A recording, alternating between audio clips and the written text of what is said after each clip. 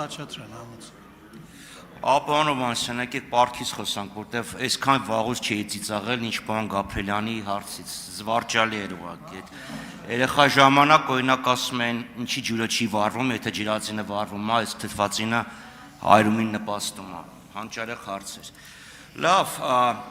պարոն Օվանեսյան, 2019 թվականին Նիկոլ Փաշինյանը հայտարարություն արեց, որ Հայաստանի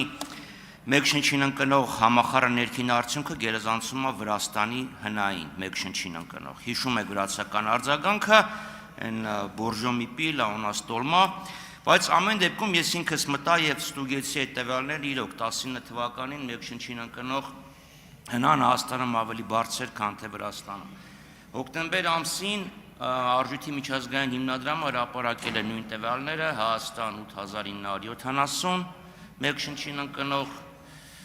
Վրաստան 10130 դոլար։ Ես ինչ եղավ, որ մենք սենց հրաշալի տնտեսական աճեր ենք արձագանքում, բայց 19 թվականի համեմատ այս իրավիճակը փոխվեց։ Դա առաջի հարց։ Երկրորդը պարտքի վերաբերյալ։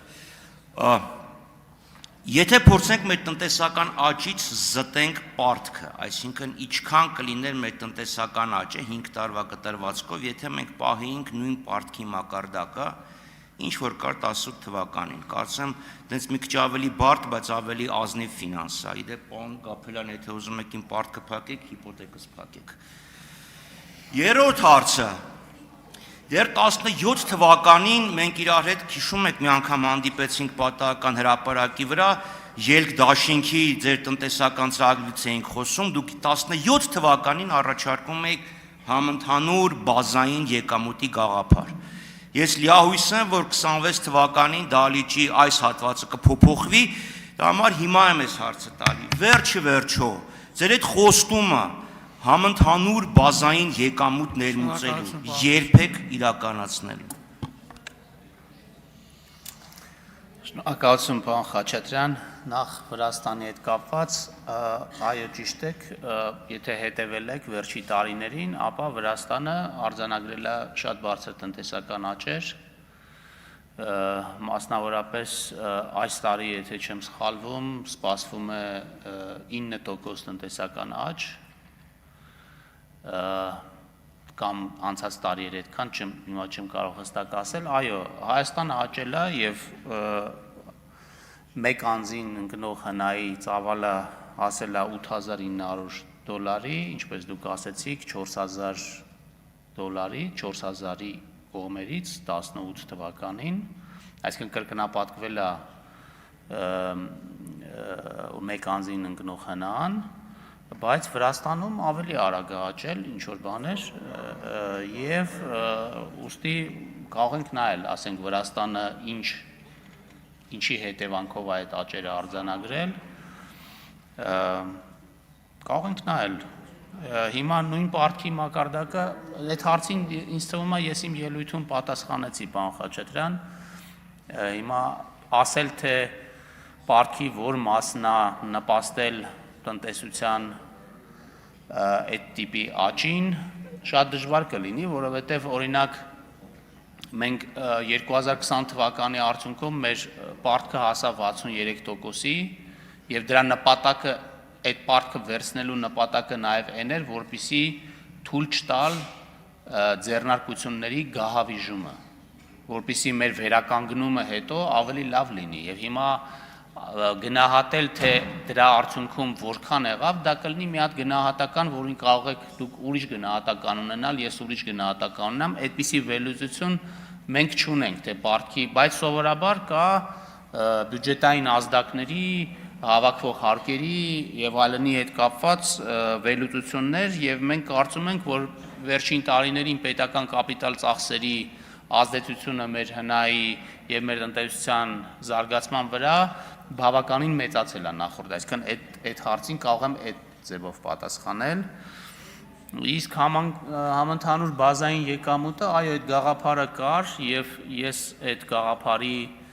մեծ ջատագովն եմ, բայց բնականաբար պետք է հասկանանք այն միջավայրը եւ այն հնարավորությունները որը մենք ունենք, ընդ որում որը մեծապես ավելացել է նաև դա պետք է արվի սոցիալական ծախսերի բարձր մակարդակի պայմաններում, որը ինչպես ցույց տվեցի 70%-ով աճել է վերջին 5 տարիների ընթացքում, դա շատ կոմպլեքս բարեփոխում է եւ կարելի ասել շատ ռադիկալ բարեփոխում է։ Մենք ունենք վերլուծական թիմ, ով որ մտածում է այս ուղղությամբ, թե ոնց պետքա դրան հասնենք, բայց սա զուտ գիտական մտավարժանք է այս փուլում, որպեսզի իրատեսորեն կարողանանք հասկանալ, թե ինչպես ենք այդպիսի համակարգը ներդնելու Հայաստանում։ Համեցեք արձագանք։ Պարոն Հովհաննիսյան, երբ 22 թվականին Հայաստանը 12.6% տնտեսական աճ արձանագրեց, Վրաստանը շատ ավելի համեստ։ Իշխանություններին ասում ենք, դա արտաքին է, արտածին է, դա Հայաստանի հետ կապ չունի։ Նիկոլ Փաշինյանն ասում էր, ոչ, ռուսներն եկան ստեղ, փողը եկավ ստեղ, ստեղով սկսեց գնալ, ապրանքները Հայաստանով էին գնում գալի, որովհետև Հայաստանը ժողովրդավարական երկիր է եւ կոռուպցիա չկա։ Վրաստանը, այսքան թողենք նրան, որ հիմա եթե կապիտալը գնում է, ռուսները գնում են, նշանակում է ժողովրդավարական չի, կոռուպցիա չի, այդ տրամաբանությամբ, բայց Վրաստանի աճը էնդեմիկ աճ է, իրանք Ռուսաստանի դեմ պատժամիջոցներից այսքան չեն օգտվել։ Այսինքն մենք ռուսական այս 3 տարի համար 2.5 տարի տևող դրական ազդակի արդյունքում ավելի վատ արդյունք են արձանագրել, քան Վրաստանը ներքին ռեսուրսներով։ Իդեպ եթե այս թղթի մասին խոսանք, Կենտրոնական Ասիայում եւ Կովկասում 12150 է միջին հնան։ Մեկ շնչին ընկնող։ Մնացածին երևի կանդրադառնամ ելույթում, շնորհակալ եմ։ Պարոն Խաչատրյան, դուք նենց բան եք ասում, հիմա ասենք այդ հարցերի մասին խոսալու համար այնքան մանրակրկիտ ու հազար ու մի ազդեցություն կա, որ դուք ասենք մի բանի վրա մի բանից որ խոսակ, մի բան վերցնեք եւ դրա մասին մեկնաբանեք, հա, բայց ամբողջական եւ եթե մենք չենք ուզում ուղակի ինչ որ մտքեր արտահայտենք, այլ ուզում ենք հարցը հասկանանք, պետք է բազմակողմանին նայենք։ Հիմա Հայաստանը Ռուսաստանի հետ սահման չունի, Վրաստանը ունի։ Կամ ասենք ծով ունի, կամ ասենք 100 այդտեղ 100 հարց կա, որոնք կարող է պայմանավորել, հիմա չգիտեմ, ես ասենք չեմ ուսումնասիրել Վրաստանի հնա-աճի դետալները մերի համեմատությամբ, բայց ես կարող եմ վստահորեն ասել, որ վերաարտահանման կամ սանկցիաների հետևանքով չի, որ մեր տնտեսական աճը բարձր է եղել։ Եվ չգիտեմ որտեղից գիտեք, որ Վրաստանում դա ոչ մի ազդեցություն չի ունեցել։ Այո, 7-6, պարոն վարչապետ, այո։ Զարուհի Բաթոյան, համեցեք։ Շնորհակալ եմ, պարոն Հովհաննիսյան, երկու հարց ունեմ։